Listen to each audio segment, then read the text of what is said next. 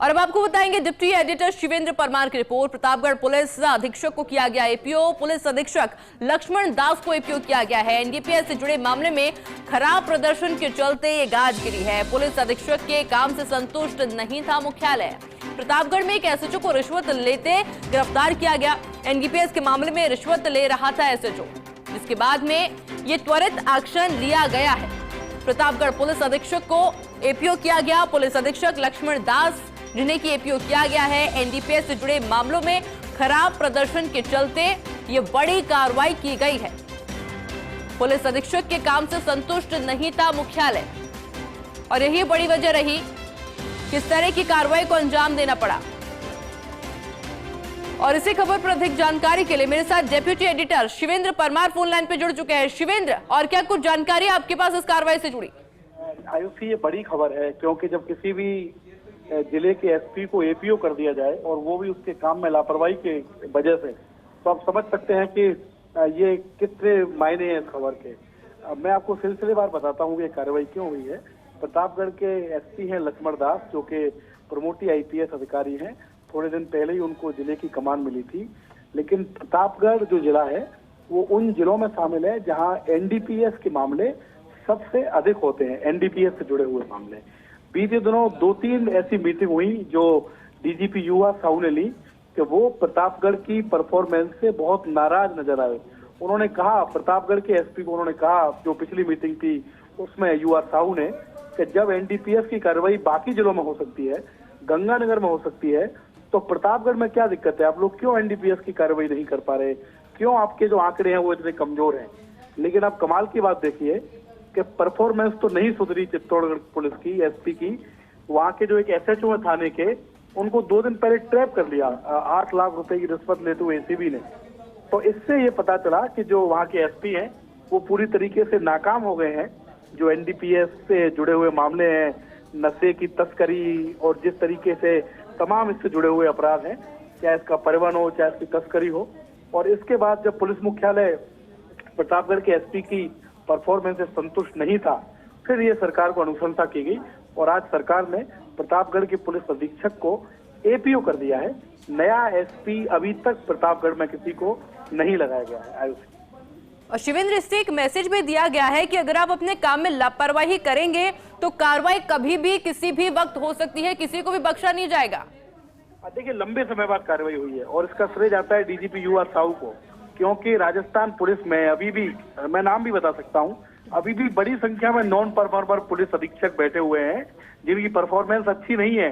Approach से, setting से, जुगाड़ से वो लोग एसपी की पोस्टिंग ले लेते हैं, लेकिन उनका काम बिल्कुल अच्छा नहीं है। लंबे समय के बाद जो नॉन परफॉर्मर एसपी हैं उन पर कार्रवाई की गई है और ये संकेत है, मैसेज है सरकार की ओर से, पुलिस मुख्यालय की ओर से, डीजीपी की ओर से, कि आने वाले दिनों में भी अगर किसी पुलिस अधीक्षक की परफॉर्मेंस कमजोर रही, पुलिस मुख्यालय के निर्देशों को अगर गंभीरता से नहीं लिया गया, तो कुछ और पुलिस अधीक्षकों पर इस तरीके की कार्रवाई हो सकती है। बिल्कुल शिवेंद्र, बहुत बहुत शुक्रिया आपका तमाम जानकारी के लिए।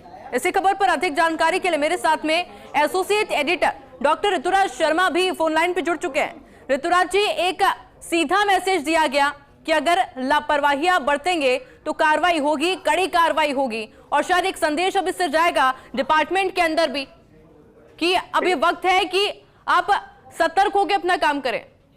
देखिए, भ्रष्टाचार के प्रति जीरो टॉलरेंस का ये बड़ा उदाहरण।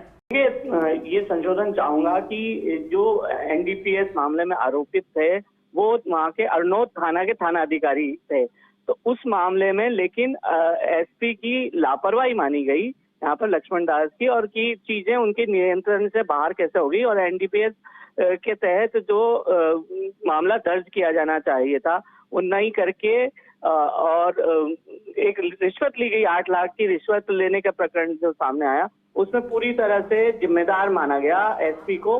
और अब अतिरिक्त पुलिस अधीक्षक जो वहाँ के हैं उनको इनका अतिरिक्त चार्ज दिया है कि वो तमाम जिम्मेदारियों को संभालते हुए, क्योंकि प्रकरण को खोलने में भी उनकी भूमिका मानी जा रही है अतिरिक्त पुलिस अधीक्षक की, तो उसमें भी ये देखा जाएगा कि अतिरिक्त पुलिस अधीक्षक को चार्ज दिया हुआ है। और अब ये जो एसपी की पूरी जिम्मेदारी जिस तरह से मानी गई, लापरवाही मानी गई, और इसमें प्रथम दृष्टया सरकार ने अपना लाइन ऑफ एक्शन तय करते हुए, जीरो टॉलरेंस तय करते हुए भ्रष्टाचार के प्रति तुरंत कार्रवाई ये की है। और ये माना जा सकता है कि इक्की दुक्की जो बड़ी कार्रवाइयों में शुमार है ये कार्रवाई। ये शुरुआत जो सरकार की जिस तरह से भ्रष्टाचार के प्रति जीरो टॉलरेंस को लेकर हुई है, तो उसमें ये बड़ी कार्रवाई मानी जा रही है। ऋतुराज जी, क्या लग रहा है कि अभी क्योंकि जांच पड़ताल जारी है इस पूरे मामले पर, कुछ और खुलासे होना भी बाकी है?